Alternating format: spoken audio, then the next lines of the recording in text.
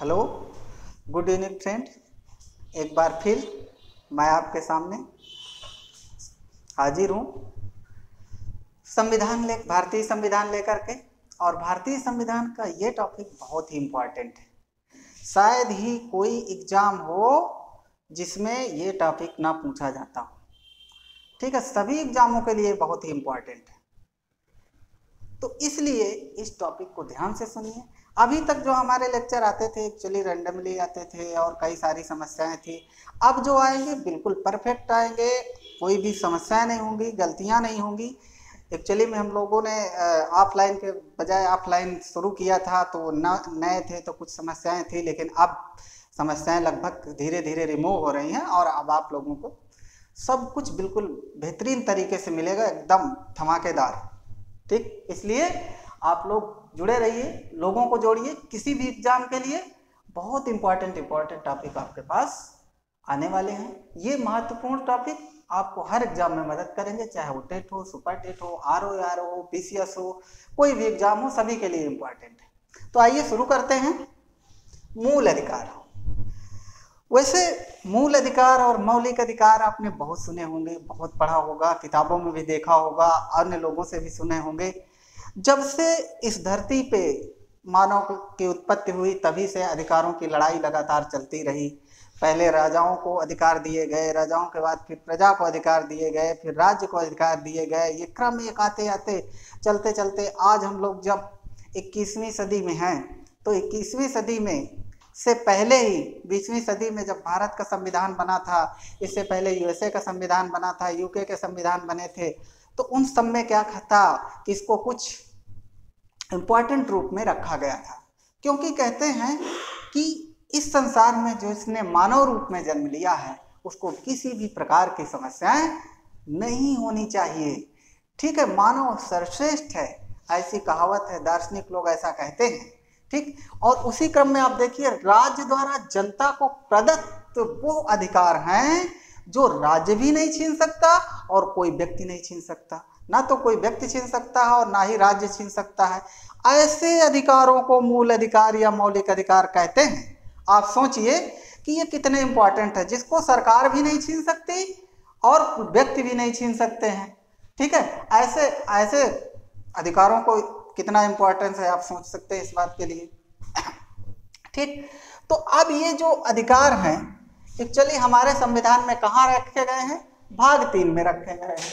और भाग 3 में कहाँ से कहाँ तक? भाग 3 में कहाँ से कहाँ तक रखे गए हैं? आप देख रहे हैं भाग 3 में अनुच्छेद 12 से लेके 15 तक रखे गए हैं। आपने देखा कि ना लोग इसे छीन सकते हैं और ना ही सरकार छीन सकती है। सोचिए कितना इंपॉर्टेंट है। सबसे पहले ब्रिटेन में एक बिल आया था जिसे मैग्ना कार्टा कहा गया। ये 12वीं शताब्दी के समय आया था। 12वीं शताब्दी में वहाँ के मजदूरों के लिए नैसर्गिक अधिकार, प्राकृतिक अधिकार दिए गए थे। किसके द्वारा दिए गए थे? वहाँ की सरकार के द्वारा, यानी वहाँ के उस समय कौन था? किंग हुआ करते थे, महारानी के द्वारा या महाराजा के द्वारा दिए गए थे और उन्हें मैग्ना कार्टा कहा गया। वो अधिकार, वो नैसर्गिक अधिकार जो किसी भी एक व्यक्ति को मिलने चाहिए, वो अधिकार जब दिए गए इंग्लैंड में पहली बार, तो उन्हें क्या कहा गया? मैग्ना कार्टा, जिनका मतलब क्या होता है? नैसर्गिक अधिकार, यानी कि मूल अधिकार, यानी व्यक्ति के वो अधिकार जो उससे कोई छीन ना सके, चाहे वो मजदूर हो और चाहे वो राजा हो, चाहे वो प्रजा हो, सभी के लिए अधिकार दिए गए। ठीक है, और 12वीं शताब्दी के बाद दिए गए। भारत के संविधान में जो मूल अधिकार लिए गए, ये कहाँ से लिए गए? आपको पता है USA के संविधान से, USA का जो लिखित पहला संविधान था उससे लिए गए। क्या लिए गए? हमारे देश के मौलिक अधिकार लिए गए। राइट टू फंडामेंटल राइट लिए गए, जिसमें right to freedom, right to equality, ठीक है, सारी चीजें उसमें समाहित हैं। अब इसके आगे फिर कुछ दिन बाद क्या हुआ कि हमारे यहाँ 44वां संविधान संशोधन हुआ। कब हुआ? 1978 में। कब हुआ 44वां संविधान संशोधन? 1978 में। और इसमें क्या किया गया था? संपत्ति के अधिकार को क्या कर दिया था? कानूनी अधिकार बना दिया गया। और कहाँ रख दिया गया? 300A में। पहले ये अधिकार कहाँ हुआ करता था? मौलिक अधिकार हुआ करता था। यानी कि किसी की संपत्ति को न सरकार ले सकती थी और न कोई व्यक्ति ले सकता था। लेकिन इसमें क्या हुआ कि हमारे यहाँ पहले अंग्रेजों का शासन था, जमींदारी प्रथा थी। उस प्रथा की वजह से सारी संपत्ति का वितरण समान नहीं था, और वितरण को समान करने के लिए सरकार ने क्या किया? एक संशोधन किया, जिसे 44वें संशोधन के नाम से जाना जाता है, और 1978 में किया। इसमें एक 9वीं अनुसूची में, ठीक है, के में जो पहले क्या कहते हैं कि उन्मूलन किया गया था हमारे यहाँ, किसका उन्मूलन किया गया था? जो जमींदारी प्रथा थी, उसमें जो जमीनें थी उनका उन्मूलन करके उसमें एक एक्ट बना के 9 में डाल दिया गया था, जिसमें ये निर्धारित कर दिया गया था किसी व्यक्ति के पास इससे ज़्यादा जमीन नहीं होनी चाहिए। ठीक है, तो अब ये संपत्ति के अधिकार आज कानूनी अधिकार बन गया। कैसा अधिकार बन गया है? कानूनी अधिकार। पहला कैसा अधिकार हुआ करता था? मौलिक अधिकार। कहाँ हुआ करता था? अनुच्छेद 31 में। कहाँ हुआ करता था? अनुच्छेद 31 में और 19 में। ठीक, तो आगे आते हैं इसी क्रम में और देखते हैं कि कितने प्रकार के मौलिक अधिकार हम लोगों को प्राप्त हैं। भारतीय संविधान के अनुसार 6 प्रकार के मौलिक अधिकार प्राप्त हैं। कितने प्रकार के? 6 प्रकार के मौलिक अधिकार प्राप्त हैं। पहला मौलिक अधिकार समता समानता का अधिकार, समता या समानता का अनुसार अधिकार, ठीक है, जिसे राइट टू इक्वलिटी कहते हैं। और ये कहाँ से कहाँ तक है? आर्टिकल 14 से लेकर 18 तक, यानी कि आर्टिकल 14 to 18 तक। ठीक, दूसरा अधिकार महत्वपूर्ण क्या? स्वतंत्रता का अधिकार। स्वतंत्रता का अधिकार कहाँ से कहाँ तक है? 19 से 22 तक है। स्वतंत्रता का अधिकार कहाँ से कहाँ तक? 19 से 22 तक है। इसके बाद तीसरा आता है शोषण के विरुद्ध अधिकार, जो महिलाओं और बच्चों के लिए विशेष रूप से है। ये अनुच्छेद 23 और 24 में है। इसके बाद आता है धार्मिक स्वतंत्रता का अधिकार, किसी भी प्रकार के धर्म को ग्रहण करने, छोड़ने, अपनाने की स्वतंत्रता। ये आता है अनुच्छेद 25 से 28 में। इसी प्रकार हमारा आता है सांस्कृतिक एवं शिक्षा संबंधी अधिकार। जो सांस्कृतिक और शिक्षा संबंधी अधिकार हैं, ये अधिकार कहाँ है हमारे? 29 और 30 में। इसके बाद आता है संवैधानिक उपचारों का अधिकार। संवैधानिक उपचारों का अधिकार किसे कहाँ है? आर्टिकल 32 में, जिसे भीमराव अंबेडकर साहब ने क्या कहा था? संविधान की आत्मा कहा था। यानी कि जो फंडामेंटल राइट्स हैं इतने इंपॉर्टेंट हैं कि उन्हें संविधान की आत्मा कहा था। ऐसे विधि विशेषज्ञ जिन्हें माना जाता है उन्होंने कहा था। तो सोचिए कितना इंपॉर्टेंस रखते हैं ये हमारे मौलिक अधिकार। अब ये जो मौलिक अधिकार हैं, ऐसा नहीं है कि सरकार कभी छीन नहीं सकती। तो जैसे हमारे देश में किसी प्रकार की समस्या आ गई या किसी दूसरे देश से युद्ध हो रहा है या कुछ ऐसी आवश्यकता आ गई जिस समय सरकार को कुछ ऐसे काम करने पड़ते हैं कि वो मौलिक अधिकारों को क्या करता है? राष्ट्रपति के माध्यम से निलंबित करवा देते हैं। निलंबन कुछ थोड़े समय के लिए होता है, लेकिन अगर उसे ज़्यादा समय तक लगाना है यानी प्रतिबंध लगाना है तो फिर संसद द्वारा उसे पास कराना पड़ता है। जब संसद से पास हो जाता है तब वह मौलिक अधिकार कुछ दिन के लिए सस्पेंड कर दिया जाता है। इसको मौलिक अधिकारों का रक्षक किसे कहा जाता है? सुप्रीम कोर्ट और हाई कोर्ट को कहा जाता है। किसको कहा जाता है? सुप्रीम कोर्ट और हाई कोर्ट को कहा जाता है। क्या कहा जाता है? रक्षक कहा जाता है। किसका रक्षक? मौलिक अधिकारों का रक्षक कहा जाता है। और ये वाद योग हैं। आप न्यायालय में जा सकते हैं तो वाद योग हैं। कोई भी इसमें किसी भी प्रकार के सरकार या कोई व्यक्ति छेड़छाड़ करता है तो आप उसके खिलाफ केस कर सकते हैं। ठीक है, यानी कि ये प्रवर्तनीय है। दूसरा, अगर सोचिए ये वाद योग ना होते, ठीक, तो क्या मौलिक अधिकार बने रहते? क्या नेता इन्हें बने रहने देते? ठीक है, तो ये संविधान अगर ना होता तो सोचिए नेता क्या क्या करते। जो भी काम उनके मन का होता वो करते और जो जनता के मन का होता वो कतई ही न करते। तो सोचिए कि संविधान निर्माताओं ने किस तरह से संविधान को अरेंज किया कि आज आपको ये सारे अधिकार मिल रहे हैं। अगर संविधान ना होता तो किसी भी व्यक्ति के पास अधिकार ना होते। अब एक एक क्रम में हम सारे मौलिक अधिकारों के अनुच्छेदों को पढ़ेंगे। सबसे पहले उसमें आता है अनुच्छेद 12। अनुच्छेद 12 में किसकी परिभाषा दी गई है? राज्य की परिभाषा दी गई है। अब राज्य का मतलब यहाँ प्रदेश से नहीं देश से है। राज्य का मतलब यहाँ क्या? प्रदेश से नहीं देश से है। क्योंकि राजनीति की भाषा में जो पुराने विचारक थे वो राज्य किसे कहते थे? किसी एक बड़े क्षेत्र को, एक राष्ट्र को राज्य कहते थे, जहां पे एक राजा हुआ करता था और उसके अंदर जितने भी छोटे मोटे राज्य हुआ करते थे उनको राज्य कहा जाता था। तो इसमें क्या दी हुई है? राज्य की परिभाषा। राज्य की परिभाषा में दिया गया है कौन कौन सी ऐसी गवर्निंग बॉडी हैं जो राज्य को संचालित करती हैं। अगर संचालित करती हैं तो फिर अदालत में उन्हें प्रस्तुत होना पड़ेगा। तो उसमें कैसे? जैसे केंद्र है, राज्य सरकारें हैं, लोकल गवर्नेंस है। लोकल गवर्नेंस में क्या क्या आता है? जैसे कि नगर पालिका है, ठीक है, नगर निगम है, और राज्य में जैसे उत्तर प्रदेश है, मध्य प्रदेश है, केंद्र आप सेंट्रल और उसकी टेरिटरीज हैं वो आप जानते हैं। इसी प्रकार इलेक्ट्रिक बोर्ड, ONGC, ये सब किसके उदाहरण हैं? राज्य के उदाहरण हैं। जैसे आप LIC की बात करें, हाई कोर्ट, सुप्रीम कोर्ट, या विश्वविद्यालय की बात करें, जो भी बॉडी स्वयं गवर्नेंस करती है या उनको गवर्नेंस का राइट दिया गया है, वो सभी क्या हैं? राज्य कहलाते हैं। वो सभी क्या कहलाते हैं? राज्य कहलाते हैं। यानी कि जो पब्लिक सेक्टर की वो बॉडी जो पब्लिक से रिलेटेड है, ठीक है, जिसमें सरकार का अंश है और उसमें संचालित होते हैं पब्लिक के लिए, वो सारे क्या हैं? राज्य हैं। ठीक है। अब हाई कोर्ट, सुप्रीम कोर्ट फिर क्यों राज्य हैं? ये तो ऐसा कुछ करते नहीं हैं, इनको भी राज्य माना जाता है। कब माना जाता है? आप जानते हैं हाई कोर्ट, सुप्रीम कोर्ट जिस समय अपने प्रक्षेत्र में नियुक्तियां करते हैं, क्या करते हैं? नियुक्तियां करते हैं, यानी कि जॉब के लिए एप्लीकेशन निकालते हैं, नौकरी देने के लिए एप्लीकेशन निकालते हैं, यानी कि जिस समय हाई कोर्ट, सुप्रीम कोर्ट किसी प्रकार की नियुक्ति करते हैं उस समय ये क्या कहलाते हैं? राज्य कहलाते हैं। ठीक है। इसके बारे में विस्तृत चर्चा हम बाद में करेंगे।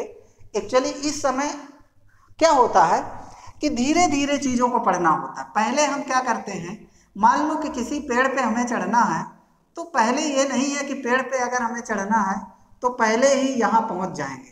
तो उसके लिए क्या करना होता है? धीरे धीरे प्रोसेस अप्लाई करना होता है और तब जा कर के यहाँ चढ़ते हैं, तब उसकी ब्रांचों में जा सकते हैं। तो पहले हम कुछ तथ्यों को जान रहे हैं, तथ्यों के अनुसार फिर क्या करेंगे? कॉन्सेप्ट को जान रहे हैं, और कॉन्सेप्ट के बाद जब हम कॉन्सेप्ट जान जाएंगे फिर उसका हमने क्या कहा था? विस्तृत जानकारी इकट्ठा करेंगे। क्या जानकारी? विस्तृत जानकारी इकट्ठा करेंगे। तो अभी ये चीज़ें पूरी विस्तृत नहीं है, बस इतना है कि जितना एग्जाम के व्यू से है वो चीज़ें आपको बताई जा रही हैं। इस पे विस्तृत चर्चा करेंगे जब इस पे लोग इंटरेस्ट दिखाएंगे, आप लोग देखेंगे वीडियो को, लाइक करेंगे, शेयर करेंगे, तो मुझे लगेगा नहीं आप विस्तृत रूप में पढ़ना चाहते हैं। अगर आप विस्तृत रूप में पढ़ना चाहते हैं तो आप कमेंट करिए, लाइक करिए, शेयर करिए, ठीक है, और सब्सक्राइब करिए, और फिर देखिए कि आपको किस स्तर तक का पाठ्यक्रम मिलता है। चाहे IAS हो, चाहे PCS हो, किसी भी लेवल का एग्जाम हो, जो यहाँ पढ़ाया जाएगा वो किसी भी लेवल के एग्जाम में आपको मिलेगा। बस ये है कि अभी थोड़ी हमारी अव्यवस्था चल रही थी, सेटअप हमारा सही नहीं था, अब धीरे धीरे इसमें सुधार हो रहा है। ठीक, तो आपको अच्छी से अच्छी अब चीज़ें मिलेंगी और गलतियाँ बहुत कम होंगी। और पहले स्टार्टिंग में ऑनलाइन आने में थोड़ा ना थोड़ा तो मिस्टेक होती है। तो अब आगे देखते हैं इसी टर्म में अनुच्छेद 13। अनुच्छेद 13 किसके लिए है? 13 अल्पीकरण। ठीक है, किसके लिए है? अल्पीकरण के लिए। अल्पीकरण क्या है? अनुच्छेद 13 कहता है कि संविधान में अगर कोई संशोधन होता है या सरकार कोई विधि बनाती है या संसद कोई विधि बनाती है तो वो संशोधन या विधि तभी तक मान्य है, वो संशोधन या विधि तभी तक मान्य है जब तक वो किसी विधि का अल्पीकरण नहीं करती है। मतलब पहले बनाई हुई विधि का या संविधान के किसी भाग का या मौलिक अधिकारों का हनन नहीं करती है, तभी उस विधि को स्वीकार किया जाएगा। और इस कॉन्सेप्ट को क्या कहते हैं? डॉक्ट्रिन ऑफ इक्लिप्स कहते हैं। इस कॉन्सेप्ट को क्या कहते हैं? Doctrine of Eclipse. जैसे डॉक्टर होते हैं ना, वो लोगों के शरीर का वो पार्ट जो खराब हो जाता है ऑपरेशन करके निकाल देते हैं, उसी तरह डॉक्ट्रिन ऑफ इक्लिप्स यानी आच्छादन का सिद्धांत कहता है कि अगर ये नई विधि बनाई गई है और ये नई विधि हमारी पुरानी जो विधि है जो हमारे लिए ये मौलिक अधिकार हैं उसमें किसी भी प्रकार से आच्छादन करती है, यानी कि उस पर क्या करती है? अपना प्रभाव डालती है, तो ये तब तक नहीं लागू होगी जब तक इस पार्ट को काटकर संशोधित नहीं कर दिया जाएगा या उस विधि से या उस एक्ट से निकाल नहीं दिया जाएगा, तब तक ये विधि लागू नहीं होगी। इसी कॉन्सेप्ट को डॉक्ट्रिन ऑफ इक्लिप्स कहते हैं। और वो किसकी बात कर रहा है? असंगत की बात कर रहा है। जो असंगत हो, संगत से उसे हटा दीजिए, यानी अल्पीकरण ना करे, उसको लागू कर दीजिए। आप ये जानते हैं कि 26 जनवरी 1950 को, कब? 26 जनवरी 1950 को हमारा संविधान लागू हुआ। हमारे यहाँ अंग्रेज रहते थे और उन्होंने बहुत सारी विधियां बनाई थी। 1773 से लेकर के 1945 तक अंग्रेजों के द्वारा बनाई गई विधियों पर हम लोग संचालित होते थे। तो वो विधियां भी आज भी लागू हैं, क्योंकि अधिकतर संविधान का भाग कहाँ से लिया गया है? यूके से, यानी कि इंग्लैंड के संविधान से लिया गया है। क्यों? क्योंकि उनका शासन हमारे यहाँ था, उनसे हम लोग चिर परिचित थे, तो अधिकतर कोशिश की गई कि वहां से उठा लिया जाए। उसमें कहा जाता है कि पहले की बनी हुई विधियां, प्री मतलब पहले की बनी हुई विधियां उसी हद तक लागू होंगी जिस हद तक संविधान हमारा उनको मानने को तैयार है। अगर वो संविधान के किसी भाग, मौलिक अधिकार या किसी तरह के ऐसे नियम को आच्छादित करती हैं या उन पर प्रभाव डालती हैं, तो फिर उन्हें क्या किया जाएगा? हटा दिया जाएगा। और इसी तरह बाद में जो विधियां बनेगी, वो विधियां भी अगर किसी भी प्रकार से इन विधियों को, पहले वाली विधियों को आच्छादित करती हैं या मौलिक अधिकार का हनन करती हैं या पुरानी बनाई हुई विधियों का हनन करती हैं या हमारे संविधान के मौलिकता को, उसके हृदय को, यानी जो कहते हैं कि हमारी जो प्रस्तावना है उसकी आत्मा को, यानी कि अगर संविधान की आत्मा को किसी भी प्रकार से, यानी कि उसके स्ट्रक्चर को अगर किसी प्रकार से क्षति होती है, ठीक है, तो वो विधियां लागू नहीं होंगी। जैसे अभी कृषि कानून वापस हो गया, क्यों वापस हुआ? यही रीजन था, क्योंकि पहले की बनी हुई कई विधियां, जैसे क्या था, हमारे पास कोऑपरेटिव सोसाइटी थी, उन सोसाइटी को समाप्त कर दिया जा रहा था। पहले किसानों से अनाज खरीदने की प्रथा सरकार की थी, वो समाप्त हो जा रही थी। ये सब प्राइवेट किया जा रहा था और उससे क्या होता था कि जैसे उस समय नील की खेती होती थी, अंग्रेज कहते थे इतने % भाग में नील की खेती करना है, वैसे ये जो हमारा कृषि कानून था, ये कानून कहता था कि जो इंडस्ट्रियलिस्ट हैं वो आपको मदद करेंगे, आपकी खेती में पैसा लगाएंगे, आपके हर तरह से मदद करेंगे, लेकिन खरीदेंगे वही। जब वही खरीदेंगे तो कुछ दिन तो अच्छा रेट देंगे, इसके बाद जो उनकी मर्जी होगी वो देंगे। इसलिए जो सोसाइटियां थी, जो और सरकारी फैसिलिटी थी, उनको ख़त्म किया जा रहा था।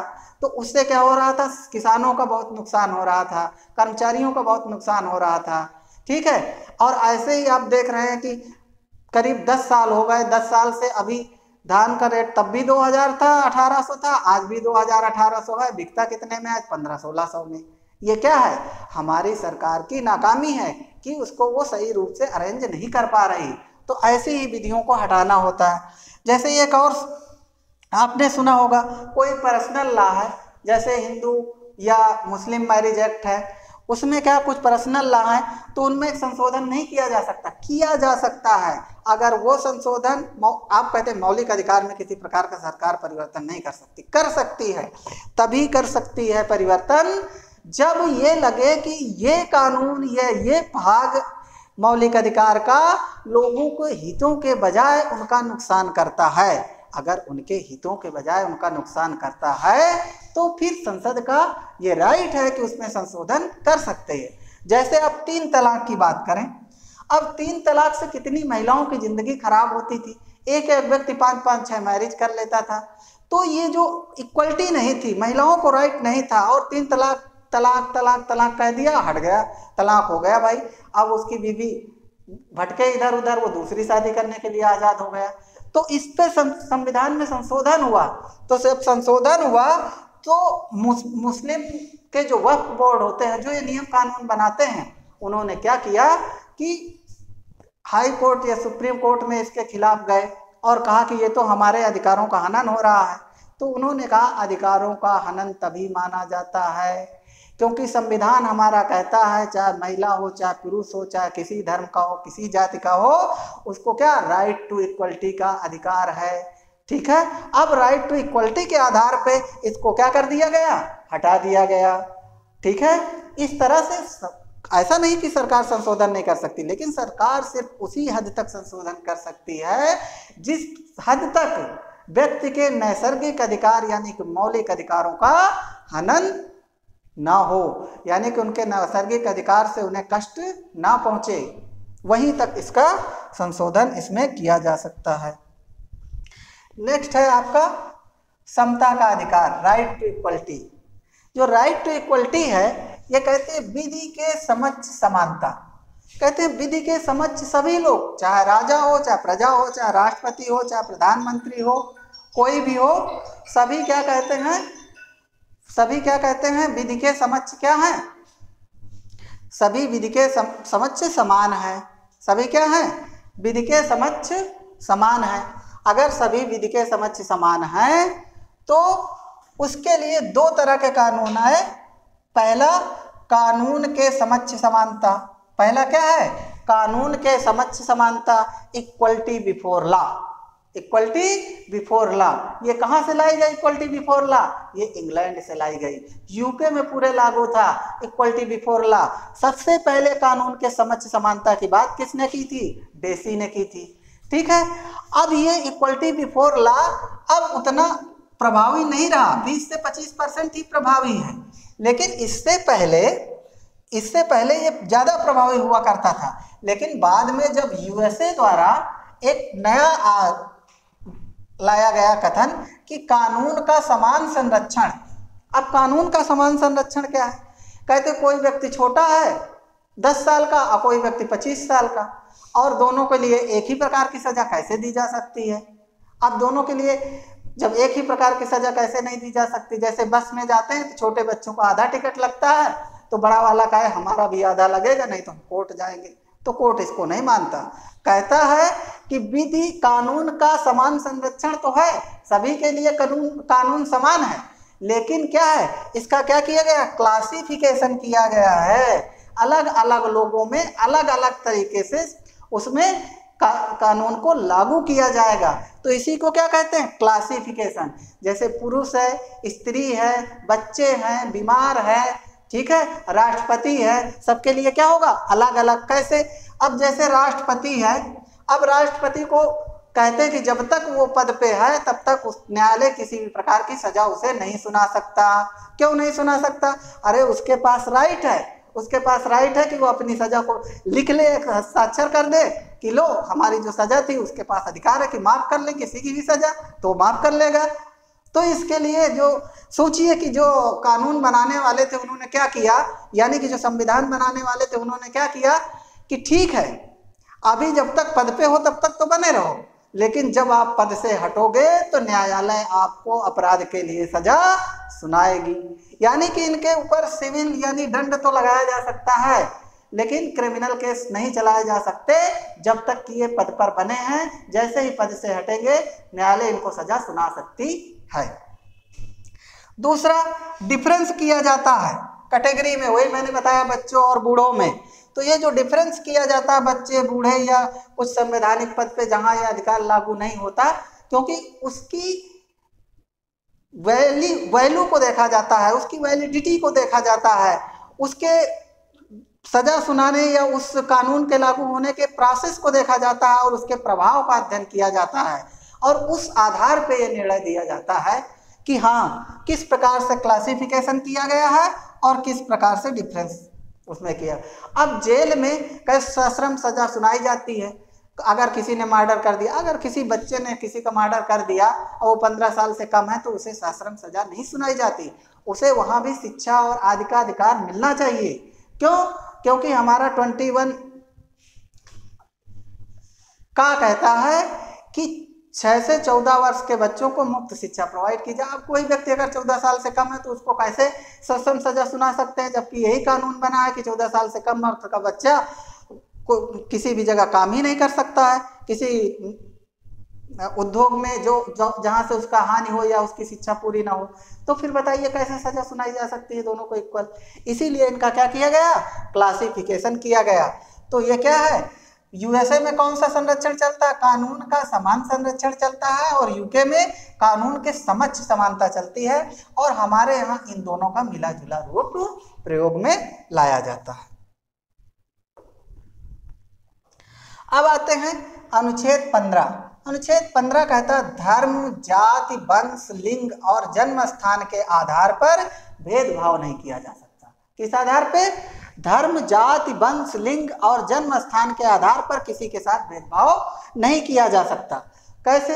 अब मान लो इस समय कोई अंग्रेज क्या कहते हैं, हमारे यहाँ आए पर्यटन के लिए, ताजमहल देखने या कहीं भी विचरण करने के लिए, तो पता चला यहाँ के लोग पहले से ताने बैठे, साले हमारे यहाँ राज किए थे, अब इनको आप आएंगे जिंदा वापस नहीं जाने देंगे। अरे बताइए, वो व्यक्ति का क्या कसूर है जो इंग्लैंड में जन्मा था और यहाँ अब घूमने आया है?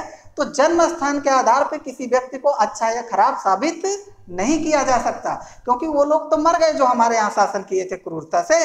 अब जो जन्मे हैं उनके अंदर ऐसी भावना है कि नहीं, ये बात तो हम जानते नहीं है। तो फिर ऐसा हम कैसे कर सकते हैं उनके साथ? इसलिए उनके साथ ऐसा भेदभाव नहीं किया जा सकता। इसी तरह कोई स्त्री है या पुरुष है, आप कहते कोई स्त्री है तो उसको क्या कहते हैं कि कम तनख्वाह देंगे किसी काम के लिए और पुरुष को ज़्यादा देंगे, तो ये भी भेदभाव नहीं किया जा सकता। वंश के आधार पे नहीं हुआ, जन्म स्थान के आधार पे नहीं हुआ। इसी तरह जाति के आधार पे किसी भेदभाव नहीं कर सकते कि अगर ये किसी ऐसी जाति का है तो ये फला नौकरी में फार्म नहीं डाल सकता। ऐसा कैसे हो सकता है? तो ऐसा भी भेदभाव नहीं किया जा सकता। किसी होटल या रेस्टोरेंट में अगर वो खाने जाता है तो आप उसे भगा नहीं सकते वहाँ से, चाहे वो किसी भी जाति का हो, तो किसी भी धर्म का हो। तो इस तरह इनके आधार पर भेदभाव नहीं किया जा सकता। इसी तरह अनुच्छेद 16 है। अनुच्छेद 16 में किसकी बात करते हैं? लोक नियोजन में अवसर की समानता। किसमें? लोक नियोजन में अवसर की समानता।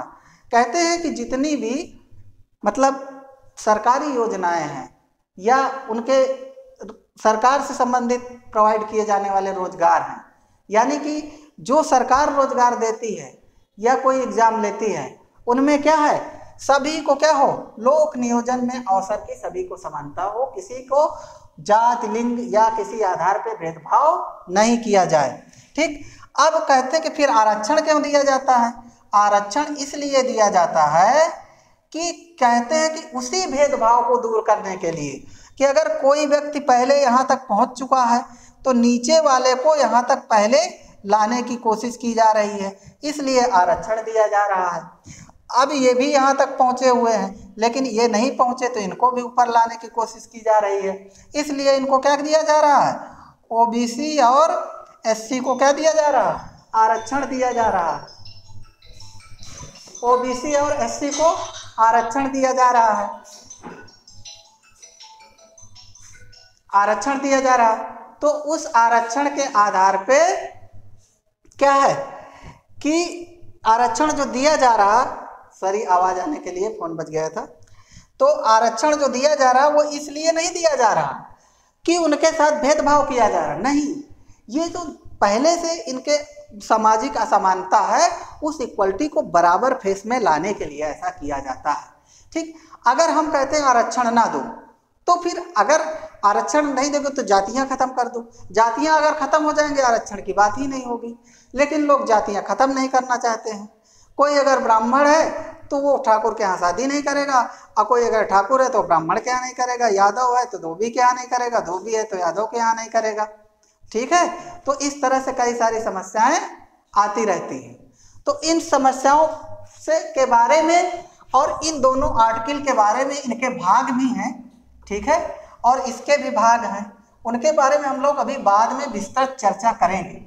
लेकिन उससे पहले हम लोग इसके जो इम्पोर्टेंट पार्ट है उसको देख लें। ठीक है। तो हम लोग पहले इम्पोर्टेंट पार्ट पे देखते हैं। अब अनुच्छेद 17 में क्या है? अस्पृश्यता का अंत। ठीक। किसी भी जाति या धर्म के आधार पे उसे छुआछूत का भेदभाव नहीं कर सकते हैं। ठीक। क्यों नहीं कर सकते हैं? आप देखे होंगे अभी हमारे योगी आदित्यनाथ जी एक हरिजन के घर में जाकर उनके साथ खाना खा रहे थे। तो ये क्या है?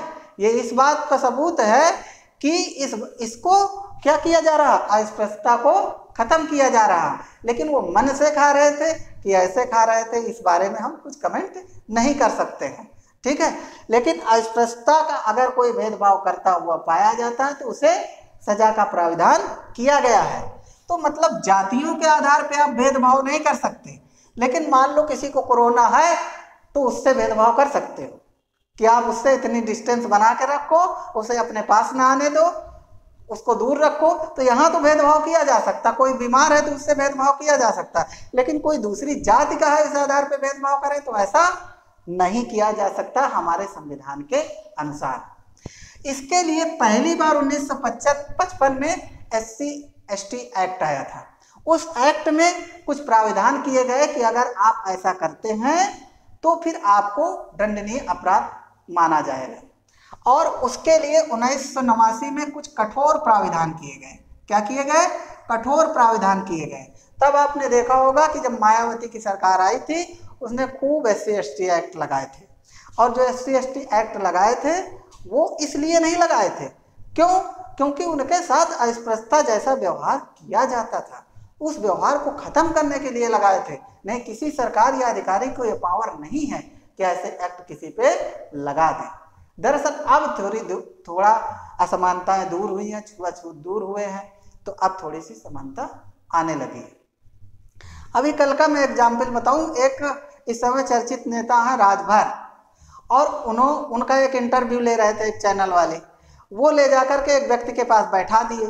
तो वो व्यक्ति थे गुप्ता। उन्होंने कहा कि भेदभाव समाप्त हो गया है, मेरे दोस्त को बुला के पूछ लो, हम इससे कभी भेदभाव नहीं करते हैं। लेकिन जब उसे बुलाया गया तो उसने बताया कि 2012 में इनके पिताजी, मेरे दोस्त थे, उनके पिताजी खत्म हो गए थे, लेकिन आज तक चाहे क्या कहते हैं कि अखिलेश की सरकार रही हो चाहे योगी की सरकार रही, उनकी फाइल नहीं पास हुई और उसको क्या कहते हैं मरने के बाद उसके लड़के को जॉब नहीं मिली। ये क्या है, ये जातिगत भेदभाव तो है, ठीक। तो उसी समय एक बात चर्चा होने लगी कि अभी कह दिया जाए कि हमारा लड़का SC है और गुप्ता जी आप इनसे अपनी लड़की की शादी कर दो, तो नहीं करोगे, ठीक। तो गुप्ता जी शांत हो गए। ये कल की परिचर्चा में देख रहा था। तो इस तरह से क्या है कि भेदभाव होते थे और होते हैं, इसलिए या तो जातियों को खत्म कर दिया जाए और या फिर रिजर्वेशन को खत्म कर दिया जाए तो कुछ भेदभाव कम हो सकते हैं। इसके बाद आता है नेक्स्ट आर्टिकल 18 यानी कि अनुच्छेद 18। अनुच्छेद 18 क्या कहता है, उपाधियों का अंत। अब उपाधियां पहले अंग्रेजों के समय या पुराने समय से चलती आ रही थी, जैसे राय बहादुर, नाइटहुड, केसरे हिंद, इस तरह की उपाधियां दी जाया करती थी उस समय पुराने समय में, ठीक है। अब ये उपाधियों का अंत कर दिया गया है।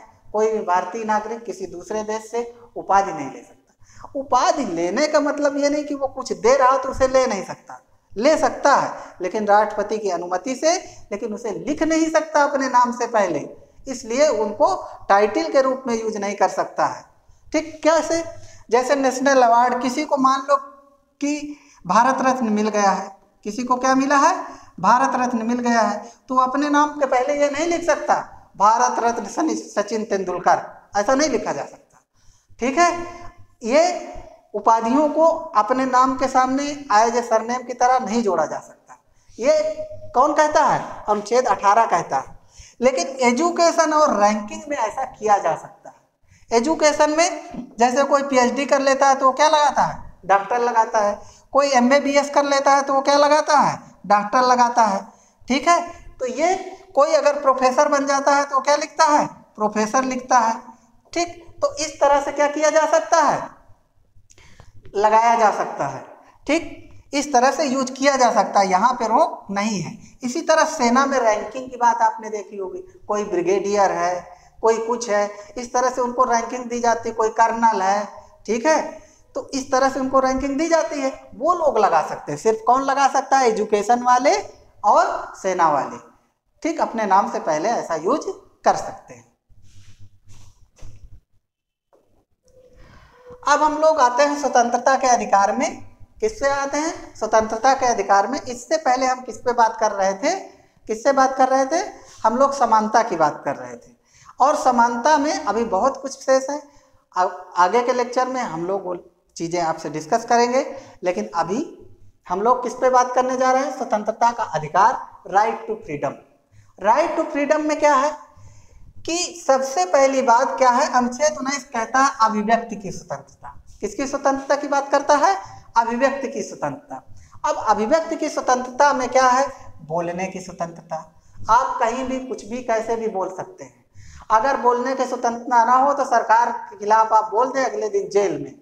तो ये कौन आपको राइट देता है? Fundamental right. ये संविधान का आर्टिकल 19 देता है, मौलिक अधिकार का आर्टिकल 19 देता है। नहीं तो सरकार आपको बोलने दे, कोई अधिकारी आपको बोलने दे? कोई नहीं बोलने दे। यहाँ तक कि एक पुलिस वाला एसआई भी आपको दबा के रख ले। लेकिन स्वतंत्रता कौन देता है? संविधान। सोचो संविधान ना होता तो नेता क्या क्या करते आपके साथ और अधिकारी क्या क्या करते। ठीक। दूसरा क्या है? शांतिपूर्ण एकत्र होने की स्वतंत्रता। अरे शांतिपूर्ण एकत्र होने की स्वतंत्रता, जैसे आप देखते हैं कि बहुत लोग धरना प्रदर्शन करते हैं, शांतिपूर्ण एकत्रित होते हैं। अगर ये उनको फ्रीडम ना होती, सरकार अगले दिन डंडा मार के खदेड़ देती, फिर भी तो खदेड़ती है। तीसरी है सभा या समूह बनाने की स्वतंत्रता। आप किसी भी प्रकार का सभा बना सकते हैं, समूह बना सकते हैं। आप तभी तो आरएसएस चल रहा है, नहीं तो आरएसएस अब तक खत्म ना हो जाती। हिंदू महासभा चल रही है, क्यों चल रही है? क्योंकि ये समूह बनाने की स्वतंत्रता है। अगर ये स्वतंत्रता न होती तो समूह आप बना ही नहीं सकते थे। तीसरी, पूरे भारत में भ्रमण की स्वतंत्रता। पूरे भारत में किसकी? भ्रमण की स्वतंत्रता। आप पूरे भारत में क्या कर सकते हैं? भ्रमण कर सकते हैं, कहीं भी आ जा सकते हैं, कोई रोक टोक नहीं। इसके बाद आपको क्या है? भारत में निवास की स्वतंत्रता।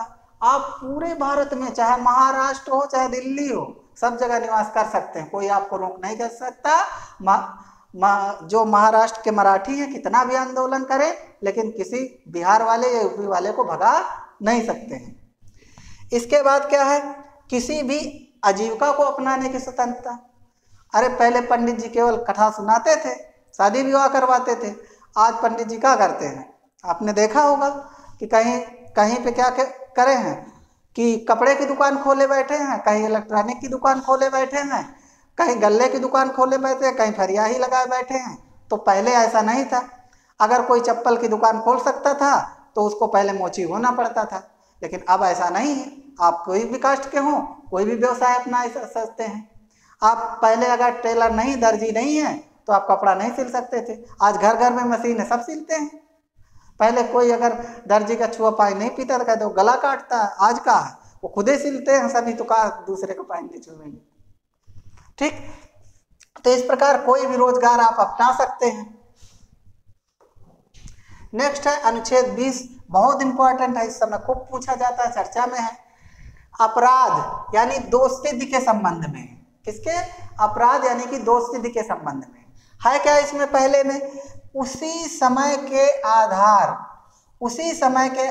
पर सजा। किस समय के आधार पर सजा? जिस समय उस व्यक्ति ने कोई अपराध किया हो। यह अपराधियों के लिए स्वतंत्रता की बात है। उस समय जो कानून रहा हो, जिस समय उस व्यक्ति ने अपराध किया हो, उसी समय उसे उसी समय के कानून के आधार पर सजा दी जा सकती है। अगर नया कानून बनाया है तो उससे सजा नहीं दी जा सकती। जैसे आप दिल्ली वाले निर्भया के कांड को देख लीजिए। उसमें जो 16 वर्ष से कम के आयु के बच्चे थे, यानी 18 वर्ष से कम आयु के बच्चे को सजा की प्राविधान नहीं था, मृत्युदंड का प्राविधान नहीं था। लेकिन अब 18 से क्या कहते हैं कम करके उसे 16 कर दिया गया है। तो जो लड़के अपराध किए थे वो 16 वर्ष के थे, तो उन्हें कोर्ट 3 साल से ज़्यादा की सज़ा नहीं सुना सकती थी। बाद में कानून चेंज किया गया, लेकिन उनको सज़ा उसी कानून के आधार पर मिली जिस कानून के पहले उस समय था। ठीक है। इसके बाद खुद के विरुद्ध गवाही के लिए बाध्य नहीं। खुद के लिए क्या? गवाही के लिए बाध्य नहीं। फ्लाइट मोड में लगा दो। खुद के विरुद्ध कोई भी अपराधी से आप ये नहीं कहलवा सकते कि हाँ मैंने ये अपराध किया है। कोई भी अपराधी हो उससे आप ये नहीं कराने के लिए जोर नहीं डाल सकते कि वो ये कह दे कि हाँ मैंने ये अपराध किया है। इसलिए क्या है कि उससे इस अपने ही विरुद्ध गवाही नहीं दिलवा सकते।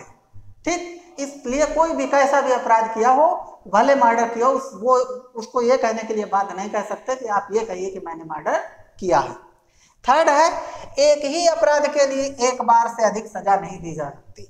अगर किसी व्यक्ति ने एक अपराध कर लिया और उसे सजा मिल गई तो फिर बार बार उसी अपराध के लिए उसे सजा नहीं सुनाई जा सकती है। ऐसा कौन कहता है? आर्टिकल 20 कहता है। तो ये अपराधियों के लिए आर्टिकल 20 है। तो जो ये आर्टिकल है इसमें अब थोड़ा सा आप ये ध्यान दीजिए कि पढ़ तो हम बहुत लिए, लेकिन कुछ याद करने की अगर बात करते हैं तो पहले ये बात करते हैं मूल अधिकार कहाँ से कहाँ तक है। तो मूल अधिकार हमारे 12 से लेकर के कहाँ से लेकर 12 से लेकर 35 तक है। कहाँ तक है? 12 से लेकर के 35 तक है।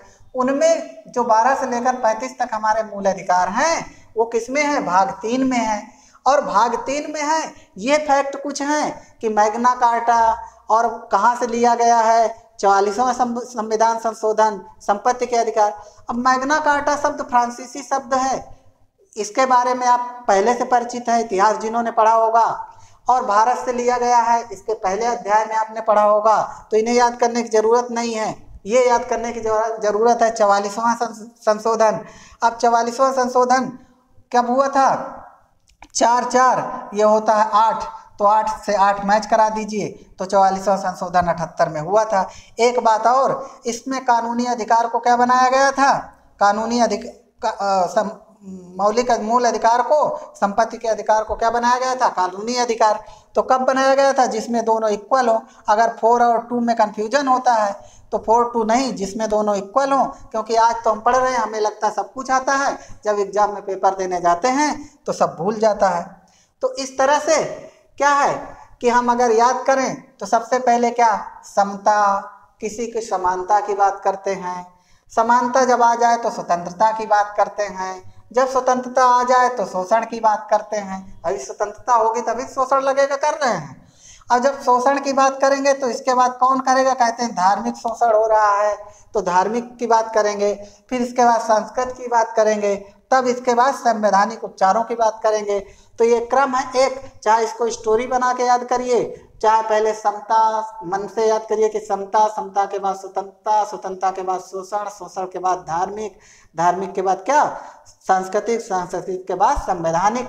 तो इस तरह से याद करिए। ऊपर वाले में दोनों में सा, तीनों में सा है, नीचे वाले दोनों में सा है, चौथे नंबर पे ये है। इस तरह से इनको याद करने की अगर आप कोशिश करेंगे तो याद कर सकते हैं। ठीक है, तो आप याद करने की कोशिश करिएगा। नेक्स्ट लेक्चर में मैं आपको याद करने के तरीका भी बताऊंगा, अगर आपको याद नहीं होते हैं तो धन्यवाद। शेयर करिए, लाइक करिए और हमारे साथ जुड़े रहिए। और अब आपको अच्छे से अच्छे लेक्चर मिलेंगे। और सभी एग्जामों में, चाहे कोई भी एग्जाम हो, चाहे लेखपाल हो, चाहे SSC हो, चाहे ग्रुप D हो, कोई भी एग्जाम हो, चाहे RO हो, चाहे PCS हो, सभी के लिए ये वीडियो बहुत ही लाभकारी होगा। मैं ऐसी उम्मीद करता हूँ। धन्यवाद। जय हिंद।